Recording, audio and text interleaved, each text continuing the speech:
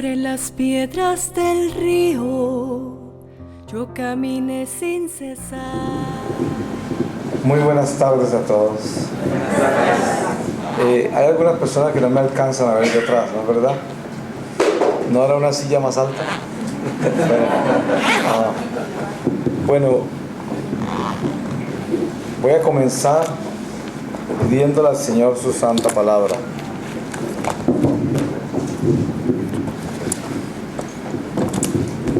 Para que en el espíritu de la palabra podamos vivir este momento. Y voy a leerles a ustedes de la carta de San Pablo a los Filipenses, en el capítulo 3, desde el versículo 17. Y dice así: ciudadanos del cielo, hermanos, sed imitadores míos y fijaos en los que caminan según el modelo que tenéis en nosotros, porque muchos esos de quienes con frecuencia os hablaba y os hablo ahora llorando, se comportan como enemigos de la cruz de Cristo. Su fin es la perdición, su Dios el vientre, y su gloria la propia vergüenza, porque ponen el corazón en las cosas terrenas. Pero nosotros somos ciudadanos del cielo, de donde también esperamos al Salvador, al Señor Jesucristo, el cual transformará nuestro cuerpo vil en un cuerpo glorioso como el suyo, en virtud del poder que tiene para someter a su dominio todas las cosas. Palabra de Dios. Pues hemos pensado que esta primera reflexión será sobre la muerte. Y sabemos nosotros que quizás la pesadilla más grande que tenemos los seres humanos es la sentencia que llevamos. Nosotros somos unas criaturas sentenciadas a muerte todas, porque eso es lo que somos. Desde que nosotros tenemos conciencia, uso de razón, lo primero que descubrimos es que estamos sentenciados a muerte. Y no lo manejamos, porque es algo que evitamos manejar. Porque no es bueno.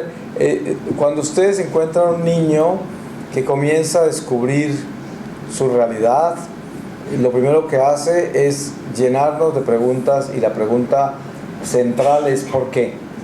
Y siempre preguntan ¿por qué? Pero un niño casi nunca, con algunas excepciones muy pocas, casi nunca pregunta ¿y por qué nací para morirme? Porque desde el momento que descubre esa realidad de que nació para morirse, se la guarda. Es un secreto doloroso el darse cuenta que nos morimos. Entonces, sin darnos cuenta nosotros, estamos terriblemente afectados por la sentencia a muerte que llevamos. Y es lo único que tenemos seguro, de que estamos sentenciados a muerte. Lo demás no tenemos ni idea qué va a suceder, pero eso sí lo sabemos.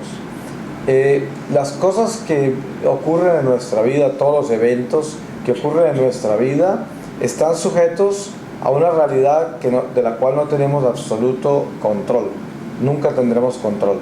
Tenemos la posibilidad que Dios nos da, que es vivir en la obediencia a lo que Jesucristo nos ha revelado, para que así tengamos la seguridad de que Dios puede amparar nuestro camino. Y eso transformaría nuestra vida en esperanza, en la fe.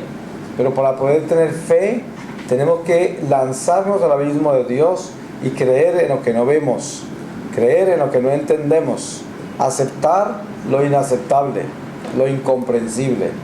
Y esto es algo que toma gracia, porque racionalmente, humanamente, no podemos aceptar lo inaceptable.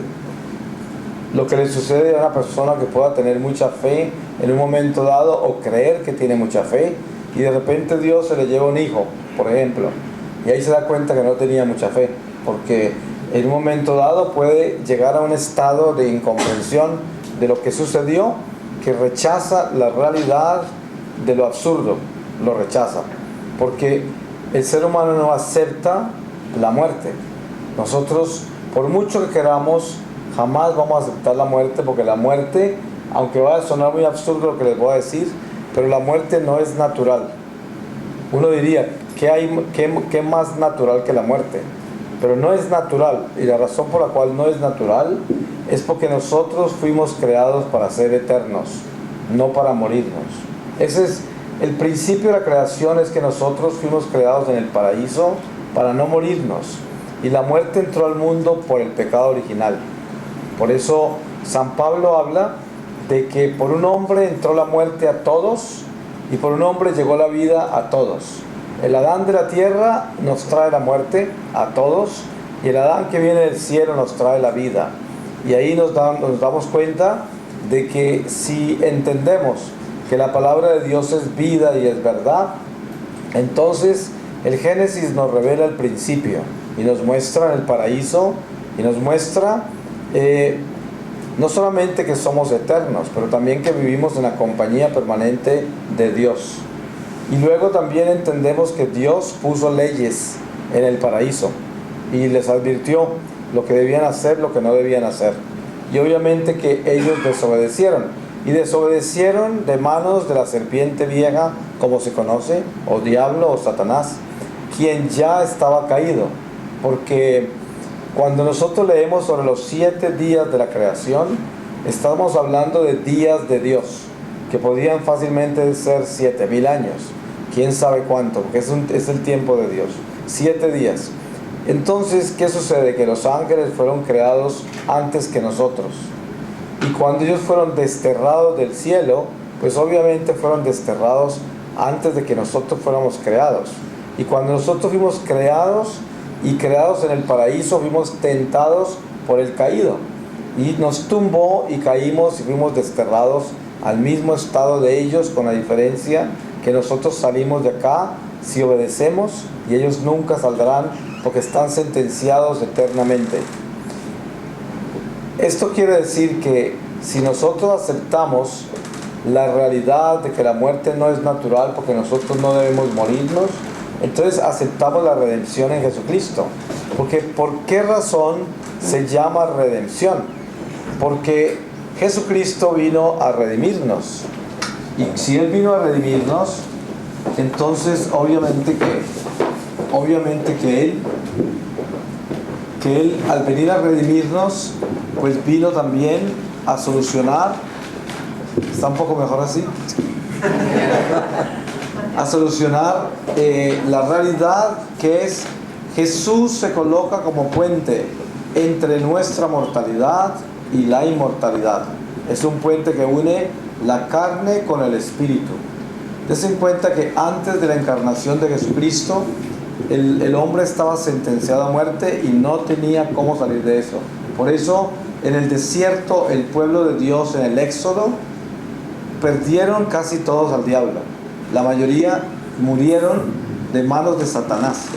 En un solo día murieron más de 20,000 por haber tentado a Dios. En otra oportunidad murieron también como 23,000 por haber fornicado. Y así, porque no tenían cómo defenderse del diablo. El diablo los tentaba y los tumbaba casi a todos. Eran muy pocos los que eran santos de verdad y lograban defenderse de Satanás. Pero cuando Jesús llegó, por eso se dice que Él se paró en la muerte y tumbó la muerte. Él es el único que ha vencido la muerte, porque pues es Dios y el hombre es Dios, y nos enseña cómo vencerla también. Pero nos vino a enseñar de que Él nos perdonaba y que Él nos rescataba y nos sacaba de la muerte del pecado. Por eso la palabra dice que cuando nosotros estamos en pecado mortal, estamos muertos. Y esto hay que entenderlo, porque es muy difícil que nosotros podamos concebir el hecho de que por el hecho de estar en pecado mortal uno esté muerto, porque todavía considera vida lo que le queda, que es todo este existir en sentidos, instintos y razón de la carne. Pero lo que está refiriéndose a la muerte es al alma. Si una persona muere en pecado mortal, las posibilidades de que nunca tenga vida y quede en el abismo para siempre son inmensas, porque muere sin luz. Y al morir sin luz, ¿y por qué se dice que muere sin luz una persona que muere en pecado mortal? muere sin luz porque tan solo hay dos territorios: el territorio de Dios y el territorio de las tinieblas, o sea, de Satanás. Y el territorio del pecado, que es Satanás, no tiene luz, es oscuridad. Si el alma muere paradita en la oscuridad porque vivía en pecado mortal, entonces no va a ser capaz de moverse hacia la luz. Hay situaciones en las que las almas se salvan al final de la vida a pesar de haber vivido una vida terrible de pecado. Se salvan por la intercesión de la familia, por un beneficio que trae la iglesia a las almas, y de repente todo eso se convierte en un rayo de luz para que el alma se pare en él y se arrepienta en ese último momento y se pueda salvar. Hay almas que se salvan al final de la vida aunque estén en pecado mortal, pero ustedes se podrán imaginar que eso es gracia y eso es economía también del alma, que viene de generaciones, o viene pues de la iglesia misma, que ora por las personas que agonizan en este momento cada vez que se celebra una Eucaristía. Pero esa es una economía que para nosotros sería como el azar. ¿Qué tal que uno viviera pensando, pues yo vivo en pecado y al final seguramente alguna misa me rescatará, o alguna abuela que rezó por mí en algún lado me rescatará? Sería como la ruleta rusa, ¿cierto? Jugar a de pronto salvarse, de pronto condenarse. O sea que en eso no se puede jugar. Pero el Señor nos enseña a nosotros que debemos entender nuestra sentencia para que también entendamos nuestra libertad, el rescate, y así entendemos qué es Jesucristo. Porque la mayoría de la gente tiene un Jesucristo que es una religión, y una religión heredada que no se entiende muy bien desde el Espíritu. Y entonces, como no se entiende bien desde el Espíritu, tampoco se vive espiritualmente, sino que se vive religiosamente. Y la religión sola por sí misma no solamente no nos salva, sino que tampoco nos da vida. La religión sola es simplemente los cimientos sobre los cuales se construye la espiritualidad. Y la espiritualidad es el crecimiento de la relación con Dios, que se convierte en el Espíritu de Dios que va inundando el hombre a medida que se va construyendo en Dios. Y por eso se dice, uno edifica la espiritualidad con sus obras de amor, con la obediencia y el desafío que le da a sus flaquezas, para que uno poco a poco se vaya convirtiendo en una mejor persona cada día y en un hijo más de la luz cada día, menos de la oscuridad, porque nosotros estamos en la oscuridad. Ustedes han leído seguramente reportes de muertes clínicas, gente que ha muerto en una operación y regresa, o supuestamente tienen experiencia como si se salieran del cuerpo. Todos reportan que han pasado por un túnel oscuro. Es muy común eso. Pues resulta que ese túnel oscuro es simplemente el cuerpo humano y la vida terrenal, este estado material. Es tinieblas, es oscuridad. Y lo que ven de luz afuera es el mundo espiritual. Eso no quiere decir que porque vieron la luz y vieron a alguien conocido era que iban para el cielo. Lo que no saben es que cuando si el alma hubiera salido hacia la luz, se hubiese encontrado instantáneamente con el tribunal del Señor, y en ese momento el alma realiza la conclusión de su vida, y muchas no quedan en la luz a pesar de que llegaron hacia la luz cuando salieron del cuerpo, pero muchas se hunden a la oscuridad eterna. O sea que el hecho que hayan visto esa luz allá no quiere decir que iban para allá o que se iban a quedar allá. Pero la oscuridad de que se habla del túnel es el mismo cuerpo humano y la misma vida material, todo este plano material, que es un estado visto desde el espíritu, es un estado ilusorio, porque en el mundo espiritual, que es el mundo real, San Pablo nos explica de que nuestra realidad no la podemos ver todavía, nuestra realidad. Y cuando una persona es solo de la carne, piensa que la realidad es lo que está viendo, porque es una persona carnal, no es espiritual. Entonces dice, pues la realidad mía es esto, no tengo otra, porque no tiene espíritu, porque no se ha unido al Espíritu de Dios y no tiene unción espiritual. De ahí salen los ateos, los existencialistas, ¿no? que simplemente viven dentro de una existencia natural. y no aceptan absolutamente ninguna trascendencia al mundo espiritual. Entonces, si nosotros entendemos qué es lo que tenemos que hacer con relación a lo que se nos ha revelado en Jesucristo, primero tenemos que aceptar que somos criaturas que en nuestra naturaleza inferior o carne o cuerpo material estamos sentenciados a muerte. En nuestra naturaleza espiritual, alma, espíritu, estamos con la esperanza de la vida. Pero si nosotros obedecemos a lo que Cristo nos ha revelado, porque Él es la vida, Él es la verdad, el camino.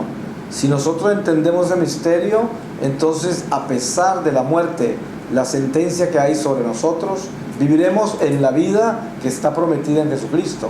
Entonces hay una diferencia muy grande entre el sentenciado a muerte y el que tiene la esperanza de la vida eterna. Son dos personas diferentes. La gente que está sentenciada a muerte vive de afán, porque se le está acabando la vida. Entonces no ven la hora de alcanzar todas las metas posibles y disfrutar todo lo que puedan y hacer todo lo que puedan antes de que se les acabe el tiempo, porque tan solo tienen una vida, que es esta vida, y al final se va a acabar porque no tienen más nada, y por eso son personas del mundo y de la carne y viven de afán. Se les está acabando todo y son esclavos del tiempo, viven aterrados con el tiempo. Hay personas que se ruborizan cuando se les pregunta la edad, porque no quieren saber cuántos años tienen, les da miedo saber que se están envejeciendo, ¿sí? ¿Por qué? Porque viven en la carrera del tiempo y se les está acabando el tiempo. Esa es la negación de la trascendencia a lo eterno, porque si nosotros nos atreviéramos a vivir el estado eterno de nuestra vida, no tendríamos miedo del tiempo, porque ya no seríamos criaturas simplemente mortales. Lo único mortal sería una carne que se entierra, se descompone, pero se transforma, porque nuestra carne, este cuerpo material, no es nada diferente a la semilla de que habla el Evangelio. El Evangelio habla de que la semilla tiene que enterrarse y podrirse para poder que salga de ella el cuerpo que Dios decida, la planta que Dios decida, el árbol que Dios decida. Y entonces, cuando uno entierra una semilla, parece ser que se pudriera. ¿Y podrirse qué es? Es como destruirse, desintegrarse, desaparecerse. Pero dense cuenta que de esa semilla que supuestamente se pudrió, sale un árbol, una planta, sale un fruto. Pues nuestro cuerpo material es exactamente lo mismo. Este es un cuerpo que se entierra corruptible y se descompone, pero de este cuerpo sale un fruto maravilloso si nosotros abrazamos la vida espiritual desde ahora en Jesucristo. Sale un alma gloriosa de este cuerpo que se pudrió. Por lo tanto, ¿podríamos decir nosotros que la semilla de mostaza se desapareció, se murió, se desintegró? No podríamos decir eso. Tendríamos que decir se transformó, porque de esa semilla de mostaza salió un árbol de mostaza.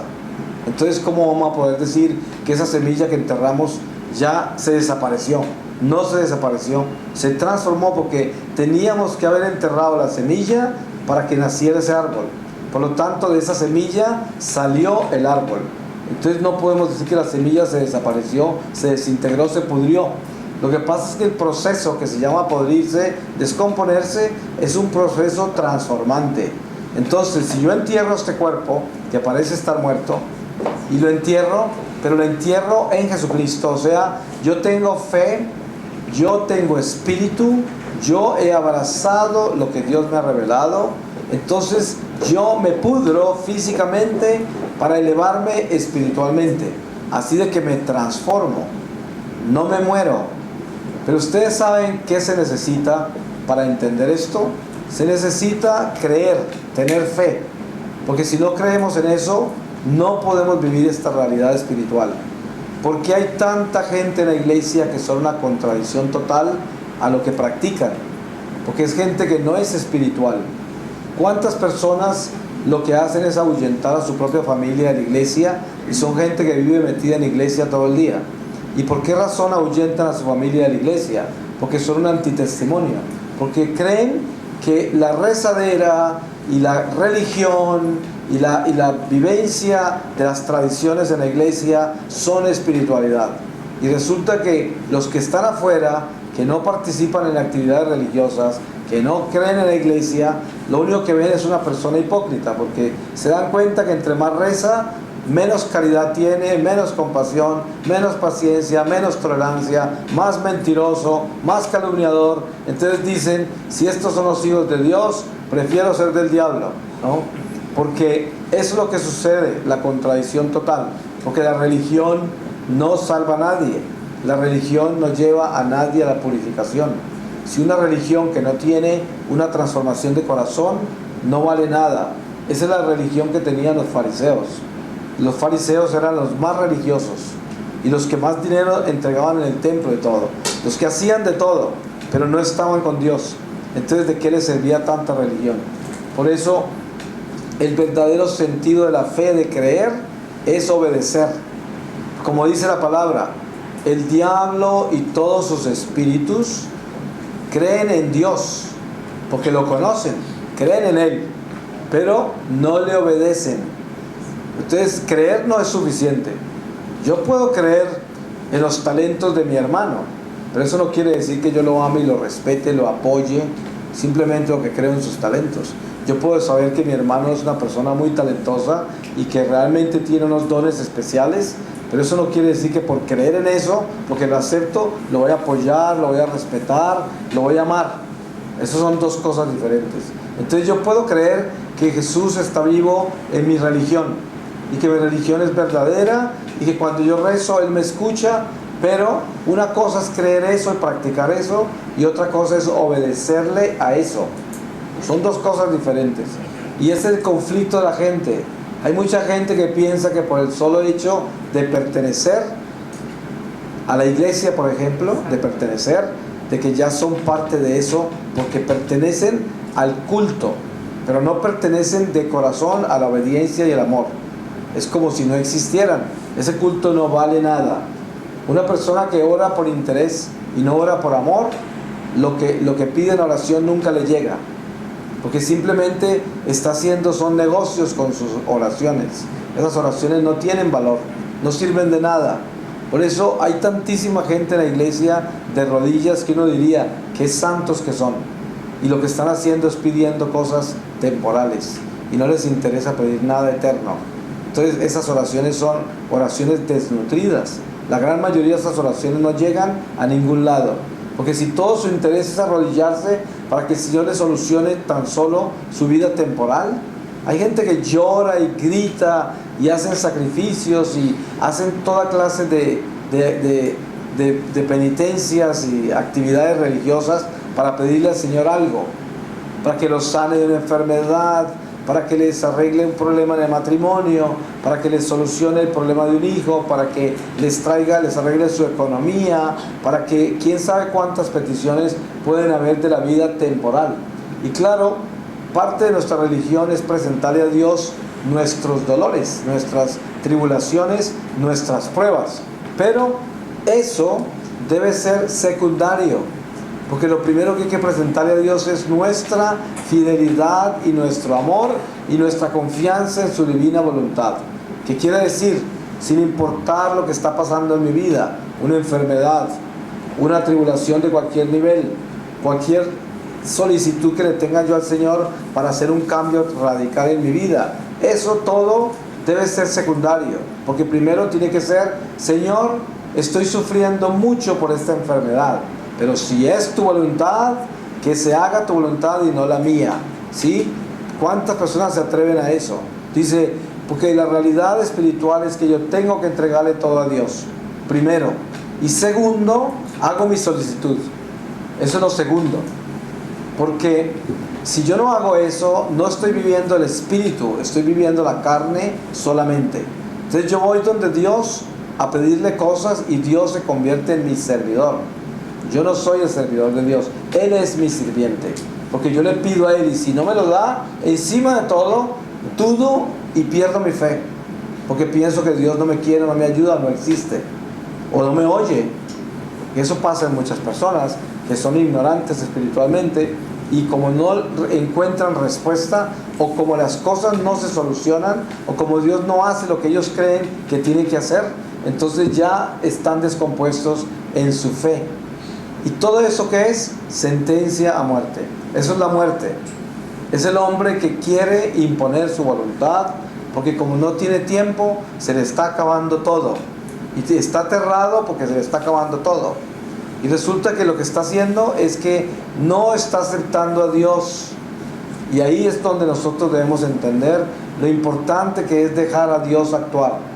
Nosotros tenemos que entender que hemos sido creados. ¿Y qué quiere decir creado? Quiere decir que somos criatura. ¿Y qué es una criatura? Una criatura es aquel que depende del Creador. Es como la vasija de barro depende ¿de quién? Del alfarero, ¿cierto? Que es el que decide en qué forma va a moldear esa arcilla y qué tipo de vasija va a hacer. Y él es el que decide para qué oficio es esa vasija. La vasija no tiene por qué tomar decisiones de eso, no puede. Nosotros somos vasijas de barro. Y de la única manera que nosotros entendemos para qué Dios nos moldeó como tal, como vasija, es si aceptamos su voluntad para que Él nos utilice para el oficio que Él nos creó. Eso es una realidad espiritual. Pero la realidad de la carne material es que yo, siendo vasija, la quiero usar para el oficio que yo quiera. Ustedes se dan cuenta que hoy es muy común encontrar una persona buscando cómo definir o cómo escoger una profesión. Es muy común. Entonces van donde un psicólogo, un consejero que los ayude a definir una profesión. ¿Y qué les dicen? Les hacen una medida de aptitudes, pero sobre todo también la medida más grande es de oportunidades. O sea, ¿qué es lo más conveniente en este momento? ¿Cuál es la profesión que más fruto da en este momento? ¿Cuál es la que más dinero le da, más prestigio? ¿Y cuál es la que lo puede llevar más lejos? Profesión. Entonces vivimos en un mundo profesional. Pero ¿saben qué pasó? Que se nos olvidó lo principal, se nos olvidó la vocación. Si nosotros no tenemos vocación, ¿de qué nos sirve la profesión? O sea, todo ser humano nació con una vocación. No todo ser humano sobrevive de la profesión, solamente sobrevive naturalmente, pero no puede sobrevivir en la voluntad de Dios, porque la profesión es voluntad humana, la vocación es voluntad divina. La gran mayoría de la gente hoy vive ¿de qué? La voluntad humana. Usted está tratando de decidir qué es lo que más le conviene. O sea, usted es una vasija de barro que decidió para qué oficio lo hicieron. Si usted está decidiendo eso. A mí me hicieron para ingeniero, cuando el Señor lo hizo para carpintero, ¿sí? Pero a usted le dio por ser una vasija que es ingeniero, cuando fue carpintero, para eso lo hicieron. Pero no, la voluntad de Dios no cuenta para nada. Es mi voluntad, es el mundo en que vivimos hoy, por eso estamos tan mal, porque la mayoría de la gente no es vocacional, es profesional y está perdida completamente. Ustedes encontrarán en esta sociedad gente frustrada en todas las esquinas y a veces las encuentran ustedes llenos de dinero, de fama y de poder y están miserables, tienen unas caras de limón, son gente que son neuróticos, no tienen amor ni paciencia con nadie. ¿Y saben por qué? Porque son miserables, porque están viviendo una realidad que no es la de ellos. Por mucho triunfo que tengan, no es la de ellos. Ustedes se dan cuenta que hay personas que construyen su vida en la vanidad. Entonces desde niños los amigos que consiguen son de acuerdo a su vanidad. Conseguían los amigos que mejor los hacían quedar entre los demás. Conseguían y buscaban estar en los lugares que los hicieran quedar bien. No a los que les convenían, ni a los que Dios les escogió, sino a los que les hicieran quedar bien, porque todo lo escogieron por vanidad. Escogieron por vanidad todo, la forma de vestirse, los amigos, la profesión, todo lo escogieron por vanidad.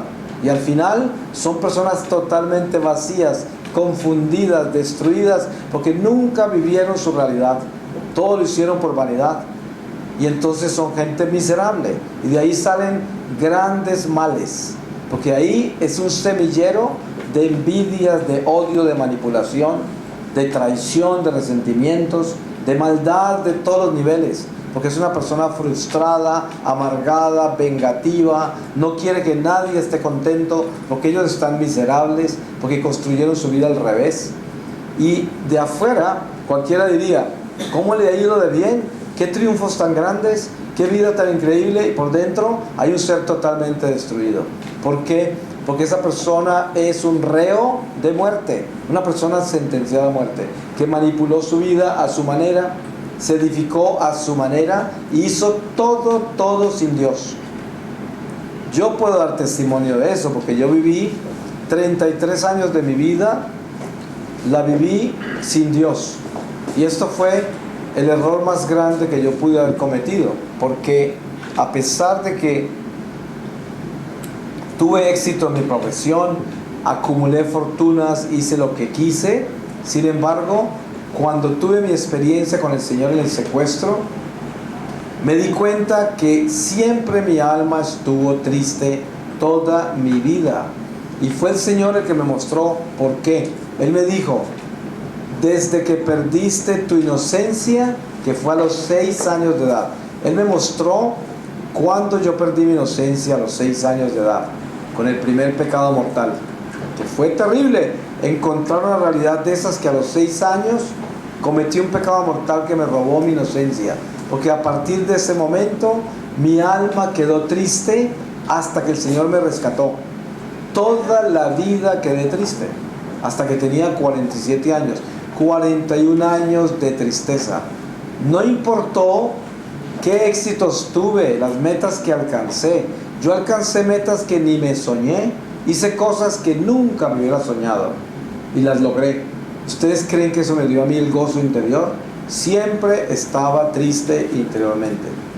Y yo me acuerdo que muchas personas en algunos momentos de mi vida me miraban a los ojos y decían: yo no sé por qué, pero yo veo una tristeza en tus ojos, y me daba rabia. Decía: ¿cuál tristeza si estoy feliz? ¿Cuál feliz?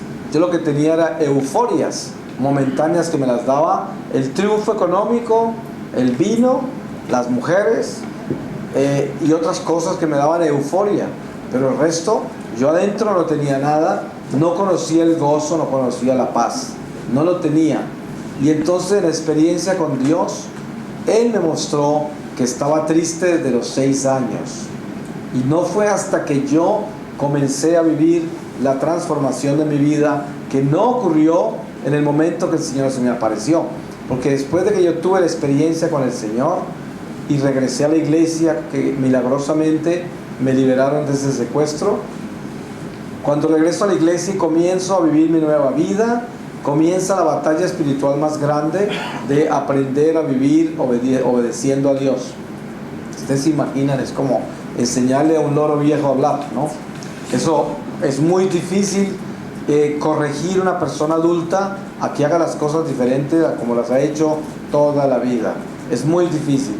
Las tendencias mías siempre se iban hacia mis viejos hábitos. Y solo por gracia de Dios he logrado transformar ese rumbo y cambiarlo hacia Dios.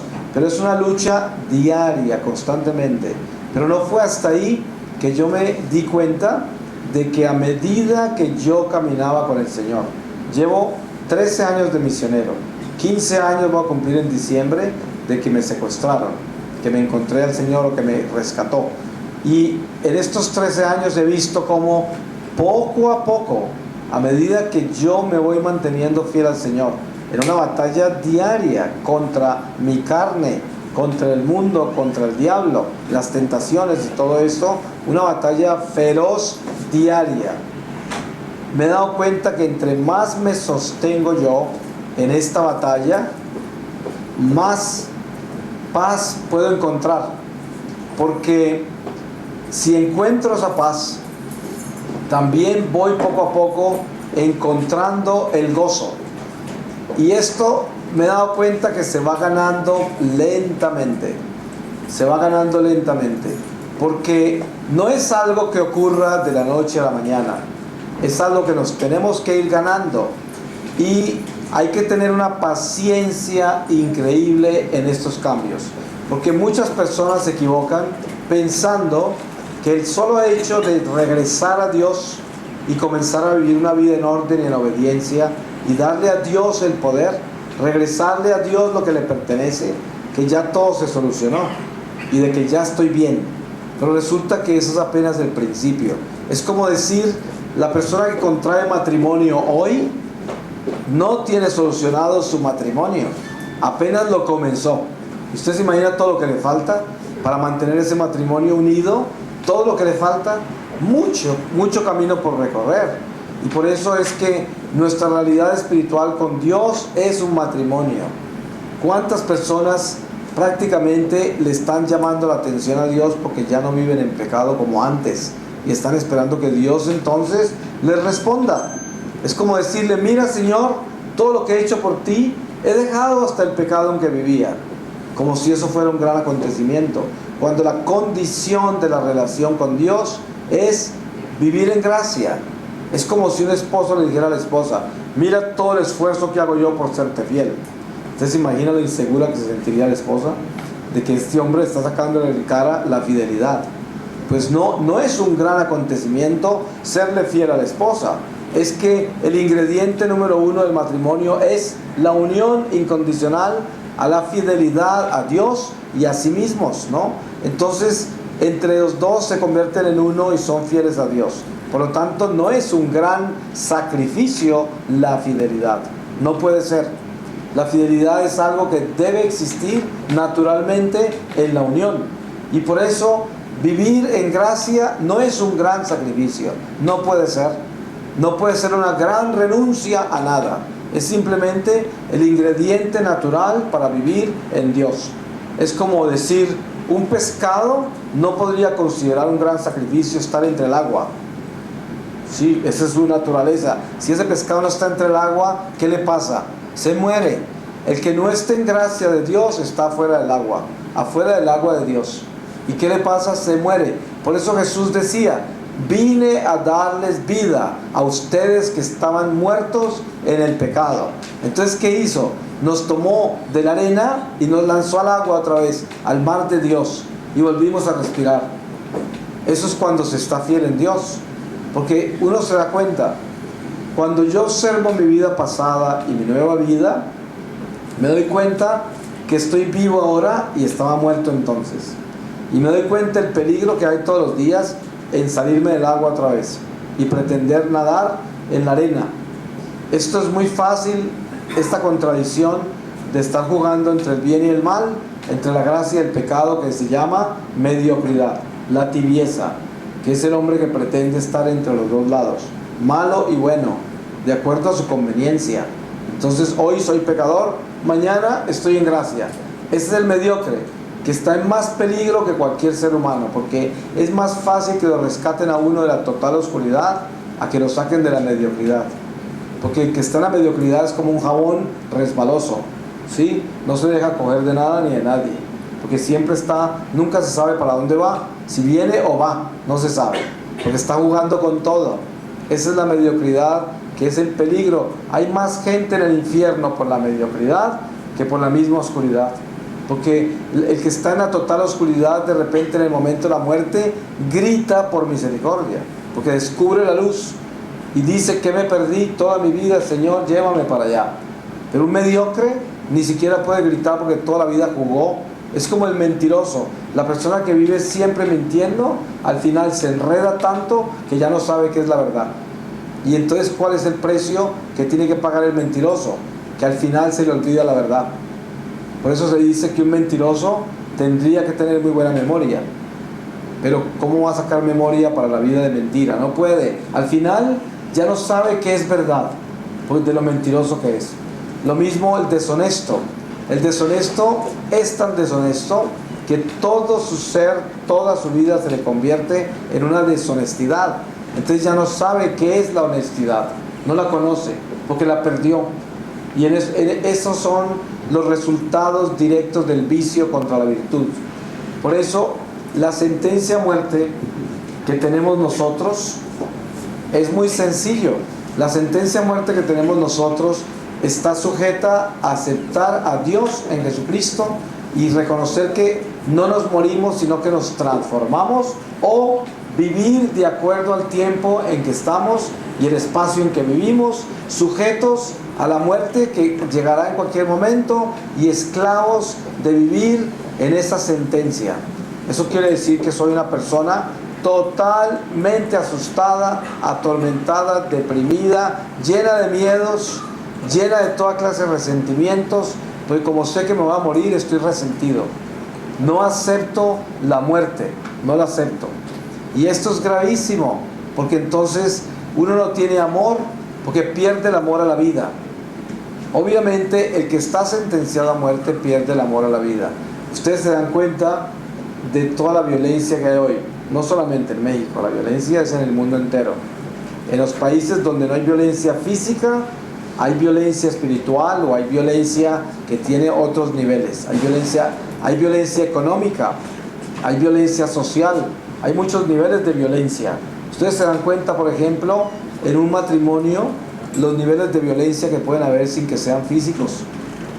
En un momento dado, una esposa puede decirle algo tan sarcástico al esposo que es peor que una puñalada.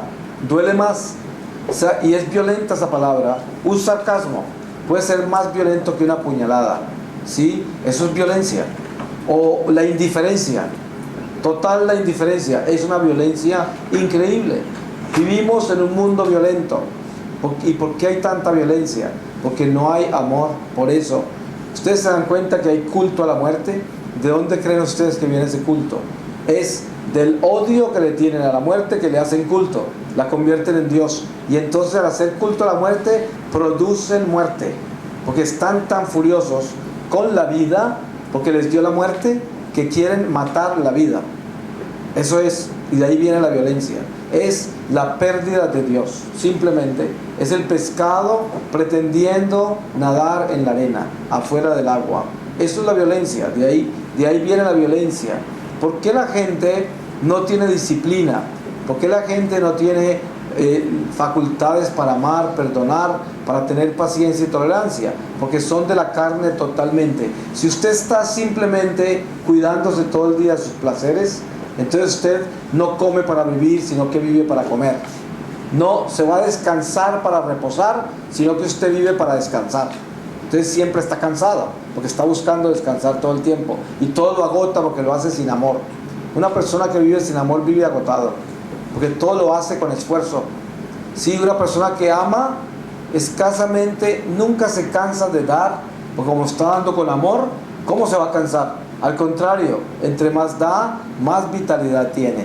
Ustedes han visto gente, yo veo gente a veces de 90 años, con una sonrisa así de grande, activos hasta que los entierran, llenos de vida, llenos de alegría, sirviendo a todo el mundo. ¿Por qué? Porque vivieron con amor. Y usted encuentra a veces gente con 40 años que parece que tuvieran 200 años. Ya no saben cómo caminar ya del peso que llevan encima. Están agotados porque no saben dar, todo les complica, les duele todo lo que tienen que hacer por los demás. Les duele lo que no han hecho por ellos. Entonces llevan una carga encima que están totalmente destruidos y agotados por la falta de amor, porque no han hecho sino violentarse a sí mismos y violentar a los demás, porque no está Dios en ellos y están sentenciados a muerte, son reos. Por eso cuando miramos este mundo de hoy, lo que vemos son cadáveres que van arrastrados hacia el cementerio. Esto es lo que vemos, gente que va arrastrada hacia la tumba. A veces yo trato de ir a misa todos los días, pero yo soy un misionero que todo lo que hago es lo que estoy haciendo aquí hoy. Hace 13 años que no hago sino esto. Todo el tiempo viajo por el mundo entero y siempre estoy haciendo esto. Entonces entro a muchas iglesias porque trato de ir a misa todos los días cuando puedo. Y me encuentro muchas veces con funerales. Y hay un muerto ahí que están preparando ya para el cementerio, le están haciendo su misa final. Y a veces entro y veo que toda la gente que está en el funeral de esta persona desconocida que está ahí, están todos en un estado lúgubre, mirando como hacia abajo, como si algo se hubiera hundido. Así se siente el funeral, como una cosa pesada, oscura, pesada. Todo el mundo está así. Y de repente uno entra a unos funerales donde todo el mundo está con lágrimas, pero mirando hacia arriba. Es como que hay luz. Parece que alguien se hubiera elevado. Ustedes, seguramente muchos de ustedes les tocó ver el entierro, el funeral de Juan Pablo II en el Vaticano, ¿se acuerdan?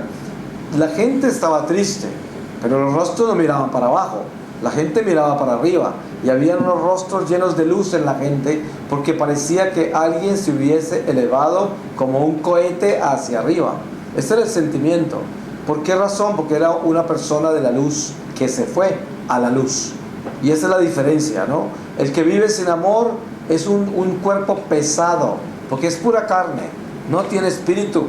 Ahí no hay amor, no está el espíritu de Dios. Entonces son personas llenas de resentimientos, de frustraciones, de toda clase de mezquindades y de toda clase de horror en el corazón, toda clase de murmuraciones, y entonces no pueden ni con el peso de su propia vida.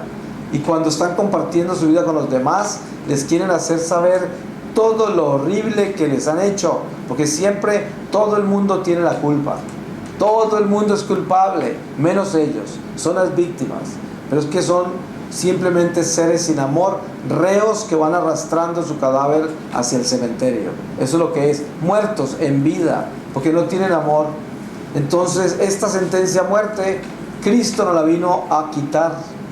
Pero miren, Jesucristo es el puente entre la carne y el espíritu. ¿Sabe qué hizo Él? Se acostó entre la carne y el espíritu y se hizo puente. Y nos dijo, cruza desde el umbral de la muerte hacia la vida y párate en mí, pasa por encima mío, que yo soy tu puente.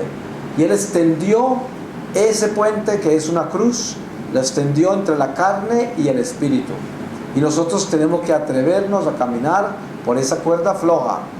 Y la vara que llevamos para el equilibrio se llama la fe. Pero los ojos los tenemos que colocar en Jesús.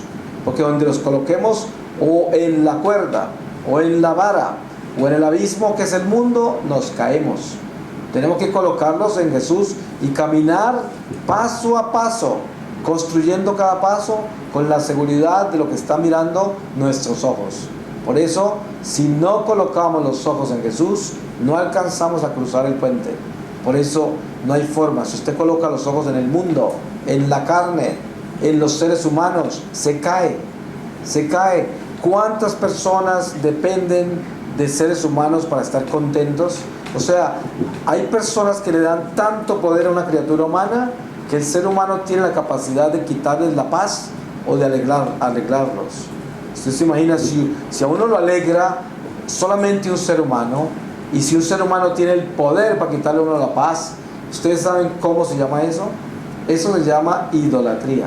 Quiere decir que usted adora seres humanos, porque les da el poder de afectarlo a usted en esa forma. Cuando, si usted no fuera un reo a muerte como ese que adora seres humanos, usted solo le daría el poder a Dios, nada más. Por eso yo siempre le digo a la gente, ¿quieren un consejo bien grande? Léasen todas las noches antes de acostarse, siquiera por un mes, léasen el primer mandamiento y léaselo en oración.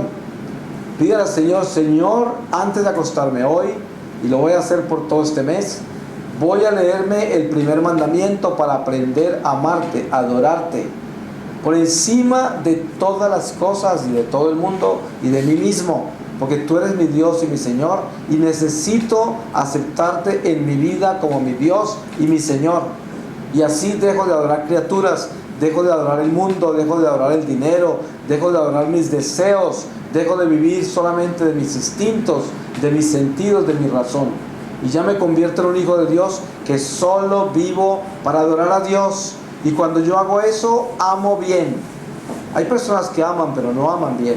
¿Y por qué? Porque se aman es a sí mismas, y cuando aman a otros es porque los otros son importantes para ellos, porque son buena compañía, porque les dan afecto físico, porque les son beneficiarios de sus necesidades, por cualquier razón, porque les dan compañía, por cualquier cosa que no tiene nada que ver con el amor de Dios.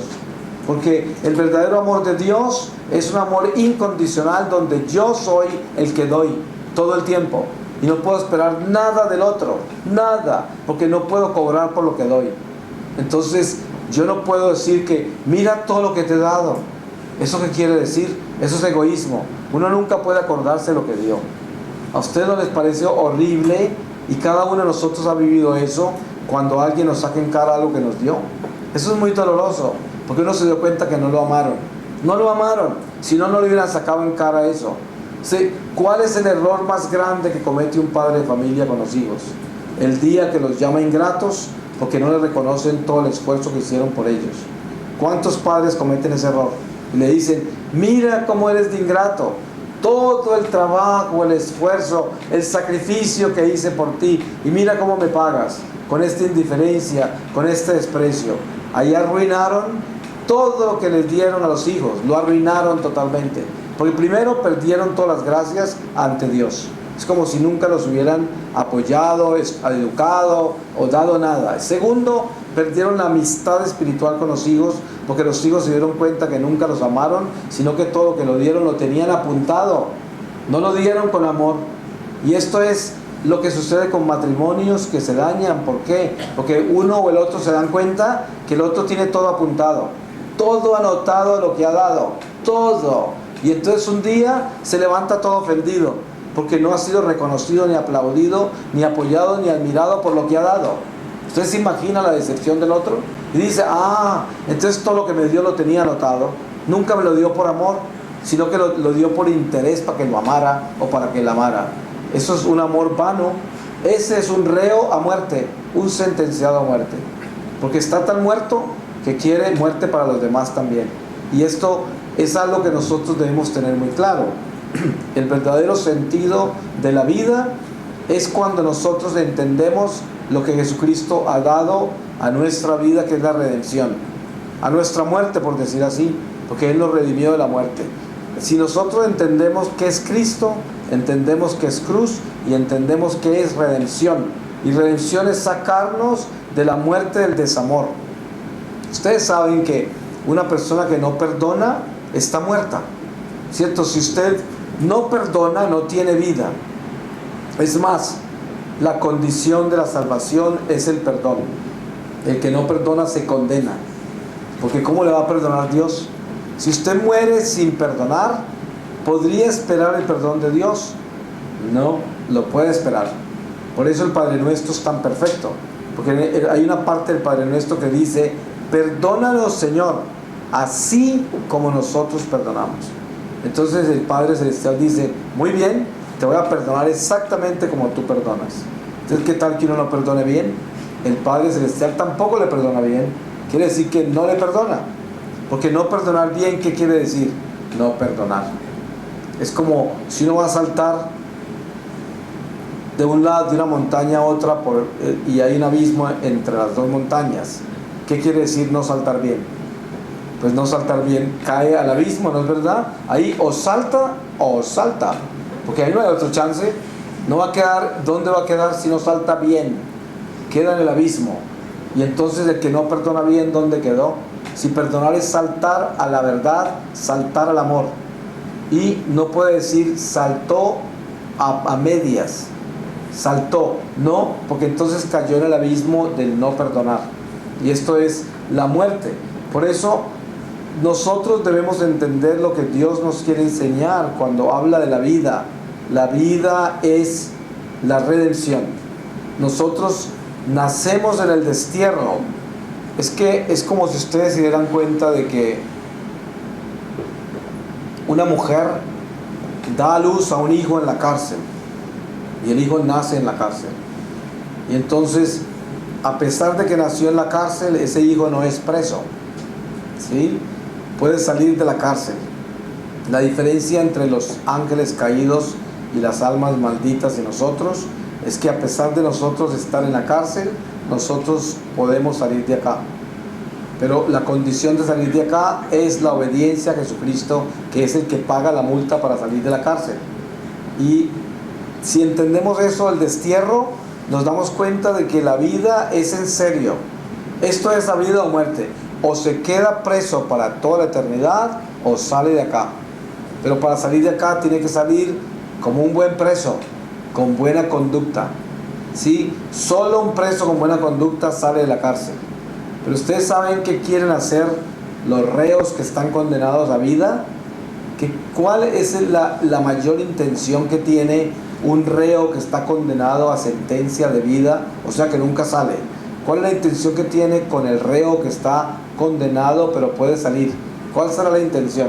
La intención es asegurarse que ese reo que puede salir cometa un crimen que lo deje también en prisión perpetua, porque la envidia que le tiene, el odio porque va a salir, es inmensa. Pues el diablo está condenado de vida para siempre, y nosotros estamos en la misma cárcel con él hasta que se termine la vida temporal.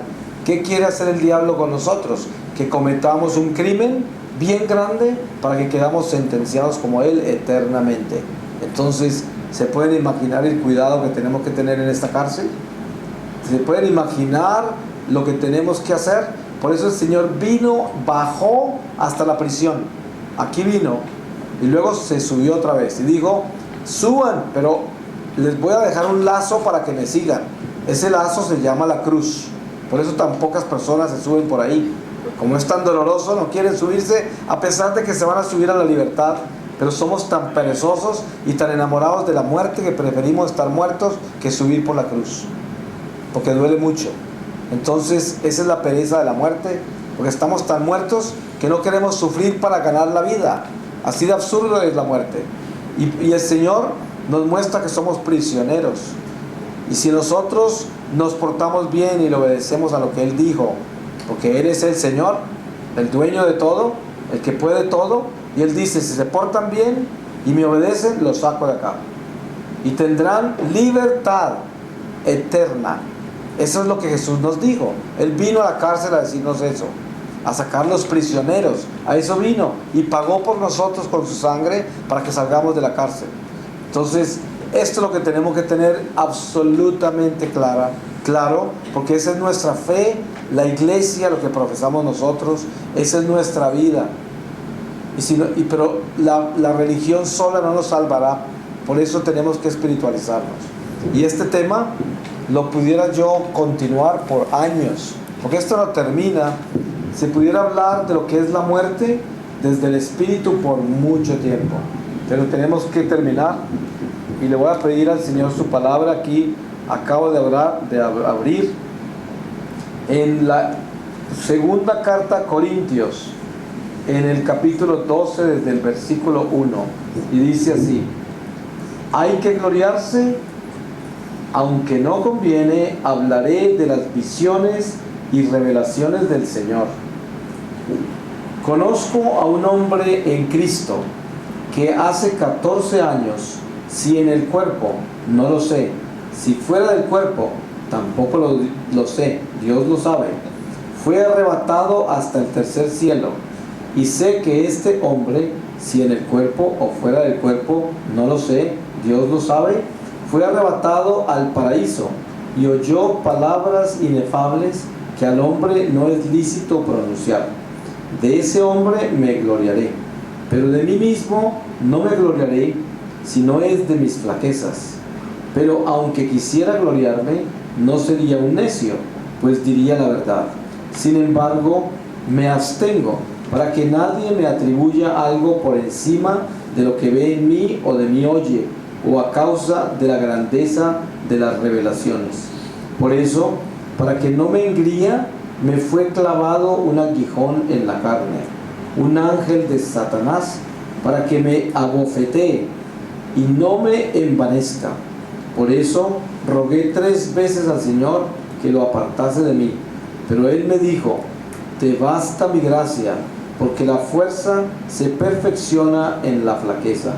Por eso, con sumo gusto, me gloriaré más todavía en mis flaquezas, para que habite en mí la fuerza de Cristo, por lo cual no complazco en las flaquezas, en los oprobios, en las necesidades, en las persecuciones y angustias, por Cristo, pues cuando soy débil, entonces soy fuerte.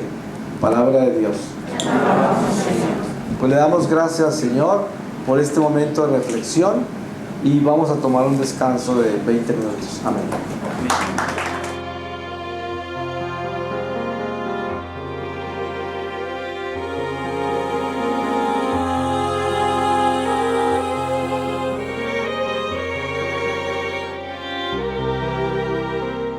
Sobre las piedras del río yo caminé sin cesar. buscando un amor perfecto.